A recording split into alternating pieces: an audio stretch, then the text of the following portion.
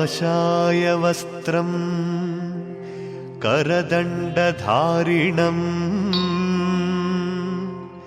कमण्डलं पद्मकरेण शङ्खम् चक्रं गदाभूषित भूषणाढ्यो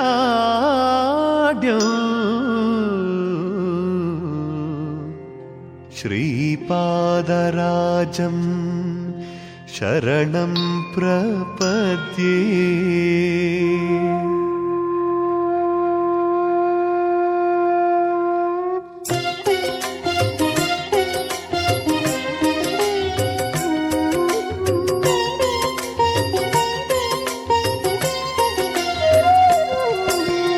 अत्रिपुत्रो महातेजो दत्तात्रेयो महामुनि तस्य स्मरणमात्रेण सर्वपापे प्रमुच्यते।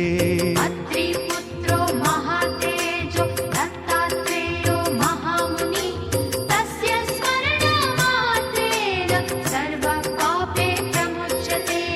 अत्रिपुत्रो महातेजो दत्तात्रेयो महामुनि तस्य स्मरणमात्रेण सर्वपापे प्रमुच्यते। अत्रिपुत्रो महातेजो दत्तात्रेयो महामुनि तस्य स्मरणमात्रेण सर्वपापे प्रमुच्यते। अत्रिपुत्रो महातेजो दत्तात्रेयो महामुनि तस्य स्मरण